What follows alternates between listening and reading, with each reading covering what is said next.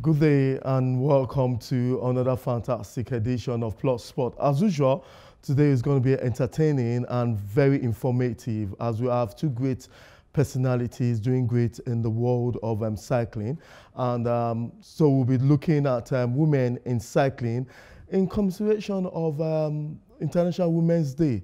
And I will introduce my guests to you. First is the captain of psychology, talking about Temitope George. It's good to have you in the house, Mo. Thank you very much, Mudashi. It's good to be here. Yes, also far my left is Fatih Thompson. That's the social secretary of the club. It's good to have you on the show. Thank you very much. Good morning. Yeah, morning. And a lot of you viewers out there will be wondering what is this all about. These are women who have done so much in their own chosen career. And beyond that chosen career, they've done something in sport.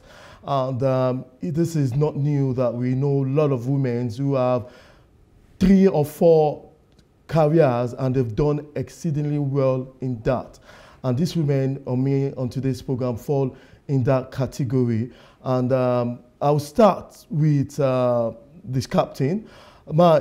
I'm sure beyond you being the captain of the club, what do you do beyond this? Because, you know, it's often said that you can't do more than one thing. Some say just only 2 things. But I know you're just more than being a cyclist.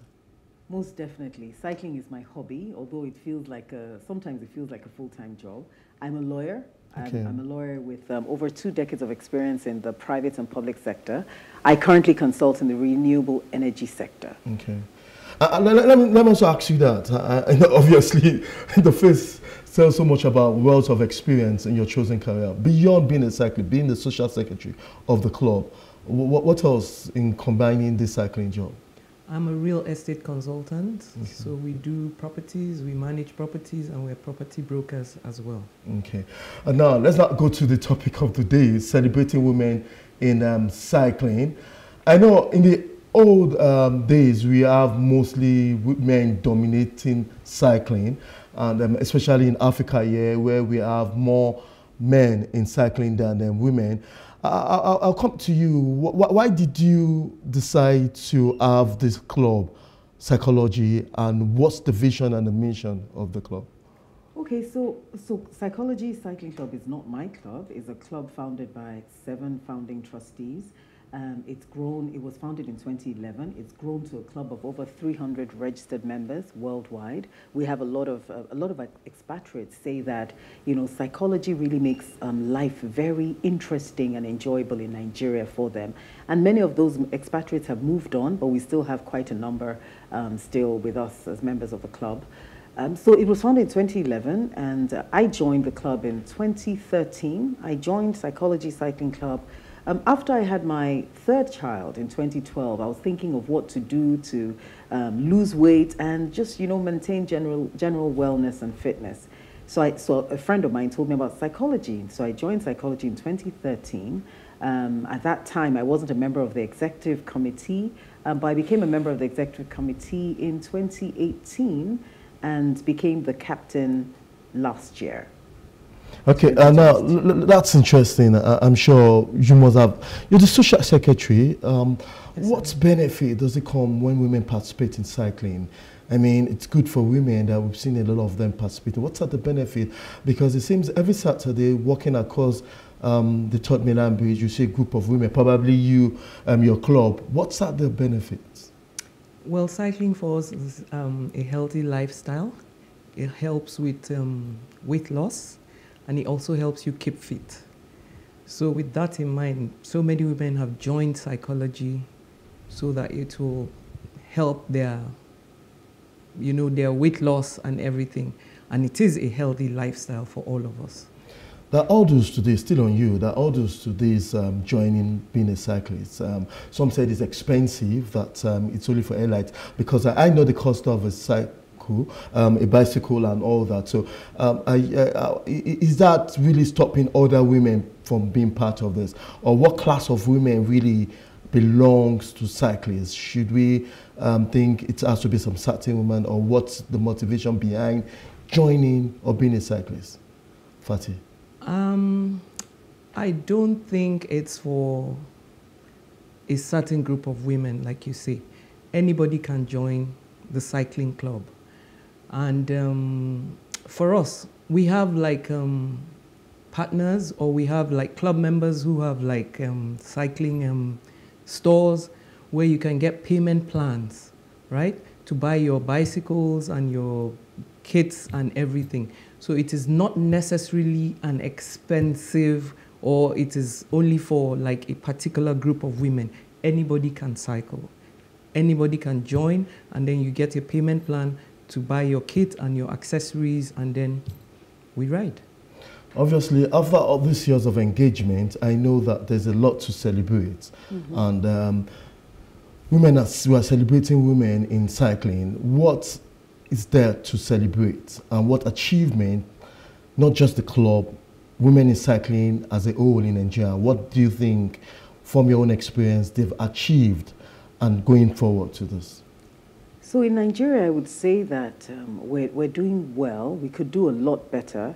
I'm very proud to announce that SA, who's the current, the WE time, she's currently in Cairo, in Egypt, and she's a gold medalist. Okay. And she's also meant to participate. She's also billed to participate in the Olympics in Paris later this year.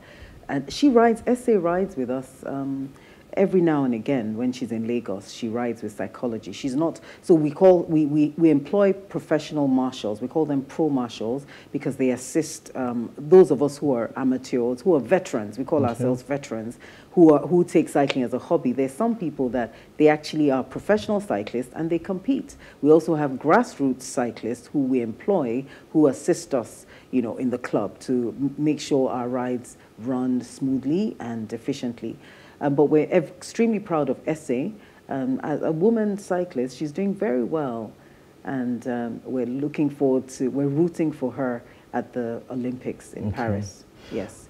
Obviously, the challenge though is that women cyclists need a lot of support. Even the male cyclists in Nigeria. So it's really important that the government and cycling associations take it seriously, because women can do a lot in cycling, and as is demonstrated by SA, but if someone like SA is giving more support, I'm sure it will encourage other women, professional cyclists, to join and compete, represent Nigeria, and put Nigeria on the map globally for cycling. Okay, interesting, and I'm sure a lot of women out there are really listening and obviously we're part of this. But let's look at your mission initially, talking about in the larger cycle. Do you think you've achieved the mission stated from the beginning, and what's the way forward to make it more possible? Well, that's a very good question. So initially, I'm aware that when psychology was founded, with seven friends coming together to cycle safely, I'm sure at that time, in 2011, they didn't imagine that psychology will grow to the size it has today. In fact, psychology has grown so much that a lot of other cycling communities have emerged from psychology, from participation with psychology. The vision was to create a global platform for cycling. And to the extent that we have cyclists that are in 8 different countries, and we have grown to about over 300 registered members, I will say that indeed we have created a global platform for cycling. There's still, of course, we're not done yet, so there's still a lot to be done. And our mission is to use the bicycle as a tool for healthy lifestyles and social impact. Okay. So we don't just cycle. We impact our society. We'd like to do a lot more, but some of the things we've done, road sweepers, we have road sweepers initiatives. So we normally give, every year, particularly at the beginning of the year, we give goodie bags and cash donations to our road sweepers, hard-working men and women who keep our roads clean and safe for cyclists. Okay. I'm coming to you, Fatima, as the Social Secretary.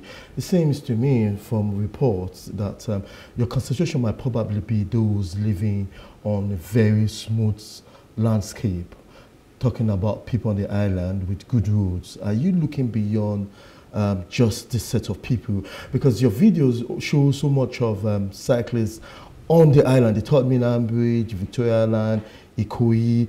Do you want to go beyond this, or have you gone beyond this cycle? We have. So tell us more on that. We have members who live on mainland and they come to ride with us. I mean, taking cycling itself to the mainland. We do. Okay. We ride all the way to K2, we ride to the airport, we ride to Mile 2, we ride from here all the way to mainland. So we're not concentrating on island alone. Okay, and now beyond that, what's then your target for women, not just in your own class, women who obviously, because traveling outside Lagos, I see more women riding bicycles. In Delta, if I go to Delta State, I see women doing that. So what's the gap between those women that just take it as a mode of transportation to women that want to bring it to your own level as a sport, as an hobby, as a leisure to just take time away from being busy? So what do you want to do about those set of women? Which ones now? The ones those ones that just take it as a mode of transportation. Because obviously when you go south, you see women from Delta, they ride this all the time. But in Lagos, only time we see women doing this is for hobby, like women that belongs to your cycle. Are you trying to do so much to also let people in that level be part of this?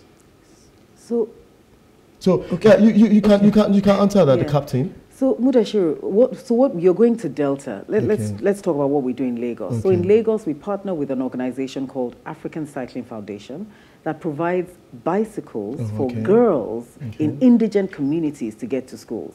And so last year, in the past, we've donated like 50. We've made funds available to provide 50 bicycles for indigent girls to get to schools. So that's very important for us. Very important. Very important. This year also, we're also donating bikes for more girls to get to schools. A lot of them are not able to get to school because they're in indigent communities and the transportation to get to the school is difficult.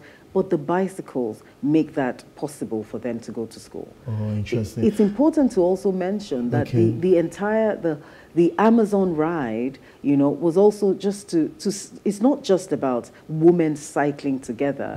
The funds that are raised and donated by women also go to organizations, women organizations. This year's theme is Embrace Equity in the digital space. So it's going to organizations, and we've identified 2 already, that are making provision for women to develop themselves in STEM. They're making businesses, creating online businesses for women, market women. So the funds we've donated will also be going to organizations that are embracing equity and are challenging gender biases and inequality in the society. So it's not just about cycling. It's also about impacting those women organizations. Exactly. Now, I have to come to you, the Social Secretary. Some years ago, we have one Minister of Sport, of Transportation telling Lagosians they should take cycling as another mode of transportation. And we know our roads. What's your own? I'm going to come to you on that too. But what's your own opinion? Do you think Nigeria is good enough? Our roads are good enough, or the country economically, it's, let me use the word, ripe enough for us to use bicycles as a mode of transportation? Well, creating bicycle lanes will be the first solution to that. Yes. So if government can do like bicycle lanes for everybody, why not? If not, I'm sure everybody would want to use bicycles to ride to work and everything. It's easier, it's cheaper, it's faster, especially in Lagos with a lot of traffic and all. So if we have bicycle lanes, I'm sure we'll make more impact. And the challenges to that are numerous. Why do you think the government, talking to you, not the captain, why do you think the government hasn't done that? Or why do you think it will not work? Or why do you think it will work, using Nigeria as a case study? So I'll say the government is, the Lagos state government, because I know that, we know that they have a non-motorized transport policy. So we know that Lagos state, particularly the Ministry of Transportation, La Mata. They have definite concrete plans towards making, Lagos State is a mega city, towards making, entrenching multimodal transportation and also non-motorized transportation. One of the key challenges that they have, and that's why they need the support of everybody, all citizens, is the people, a lot of people consider the roads are just for motorists. People need to be educated and made aware of the fact that their laws, the federal government laws, their laws, even the federal road safety laws, that say that road users are not just motorists, they're cyclists, they're even tricyclists and pedestrians. All of them have a right to be on the road. We're all road users under the law, but a lot of motorists, when they even see cyclists on the road, they say, what are you doing here? Why are you here? Fear that the road is risky, and that's one first order I think the government has to do. There's that fear. When I say cyclists on the road, I'm surprised you women on the Third Milan Bridge, and what do you do before getting to the Third Milan Bridge? What safety measures do you put in place before you have to go through the Third Milan Bridge from your own base here on the island to the Third Milan Bridge and get into Yanowuru? And for those that have that phobia for height, what are you going to do for them? Because I have phobias for deep distance like that and height like that. So what do you do? What are the pre-measurements you take before coming to this distance? So safety is very important for us as a club, and so we have safety briefings every Saturday before our club rides. But apart from that, we have SAG vehicles that go for us, that ride with us. We have SAG vehicles, and so in fact, we have a company, G4S, who provides SAGs for us. So by SAGs, I mean vehicles, Hilux vehicles, sometimes four-wheel drives that that go ahead of us and also go behind us, just to ensure that other cars don't go within the peloton. Okay. Your first time going on these routes, I wanted to share your first time because I know you're an expert right now, but what was it for your first time going on the Third Milan Bridge and other expressway in the country? Because I wasn't alone. Okay. I wasn't scared. I felt safe because we were in a group. But if I had to ride by myself, I might just be a bit worried, especially if I don't have a SAG with me. But if I do have a SAG, I think I'll feel comfortable. So my first time, I was in a group. I joined the club, and we all rode together as one. So I felt safe, actually. And you can do that over again? Yes, I've been doing it over and over. But that should not ensure you to go alone, even if you have the SAG with you. Yes, so I've now built my confidence on going on the road from riding with the group. So I can do that as long as I have a SAG behind me, with me. And with my years of experience, for every sport, there's definitely be an outside motivation or something inward that motivates you to power. What do you think would be that thing that will motivate people to ride a bicycle, to be a cyclist? So what motivates you initially for you to be a cyclist and you continued in that lane? Okay, so I'm an outdoor person. Okay. I love the outdoors. I like hanging outside, going to the beach and everything. I'd rather be outside than in the gym, walking out in the gym. So it was a no-brainer for me joining psychology because you ride and you get to see the sights and sounds and you see everything about Lagos. In fact, there are some routes I've never been on, but with psychology, with riding, I've gone on those routes. So now when I go past it, I'm like, okay, you've been here. Okay. Yeah. So similar applies to you, your first time. Thank you very much. Because of our time, the time was by our side, but it's taking a leap ahead of us right now. So what's your own experience? What do you have to be a cyclist as we round up the show? So my motivation initially was weight loss, but what I can assure you is that once you start cycling, it's addictive. Okay. I started cycling with my husband. My husband hardly cycles anymore, but I still cycle. I'm not a morning person, but cycling has made me a morning person. Okay. When I have challenges at work and I go out for a ride, I feel better. When I ride in the morning, because we also ride weekday mornings, when I ride in the morning, I'm guaranteed to have a very good day because cycling is also very good for your mental health. It releases endorphins, happy pills that just make you happy. I don't need anything else, when I cycle, to be honest, particularly during a challenging time. Cycling helps you. So I would encourage everybody, women, men, to take up cycling and to join Psychology Cycling Club, to join a group of happy, healthy people that will help you along your cycling journey. Thank you very much, Fatty Thompson, the Social Secretary of Psychology Club and the captain of the club. Thank you for being part of this show. I'm sure from henceforth you continue celebrating women in cycling. Thank you very much for being part of this show. Thank you for having us. Thank you for having us. It's wonderful women on this show talking about cycling and the way forward to enable development in cycling generally in the country. I also have this, in celebration of Women's Day, we spoke with some women involved in cycling, and they told us how they celebrated Women's Day. And that's how we're going to end it on today's program. Thank you for joining us. Same time next week, we'll be giving you all what you need to know in the world of sport. Bye for now. Welcome to another edition of Psychology Amazon Ride. This is the third edition, an all-women peloton to commemorate the 2023 International Women's Day. International Women's Day is celebrated on the 8th of March worldwide. It's a celebration for women, so we know who we are, understand who she is, to understand her worth, to know that she can stand tall and be herself, be the boss lady in her mind.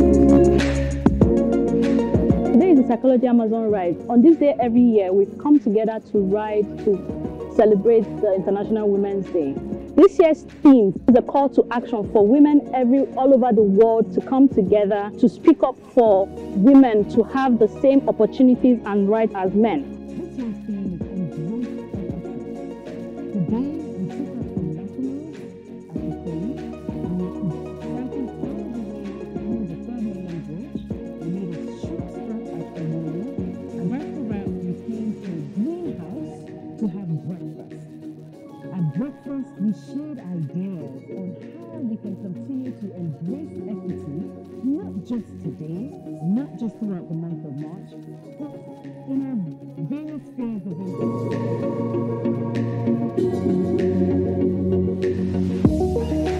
This year's International Women's Day celebration, Embrace Equity, is so personal to me because I've just recently become a mom, which is extremely exciting, but overwhelming, exhausting, but it's so much joy. Going through this process, what I would like for everyone to understand when we talk about embracing equity is support in childcare, support in your career. I urge everyone and encourage everyone that regardless of gender, but particularly for women, especially moms, equity means support, offering to help them, because it's quite a bit of a hassle, combining work and also home.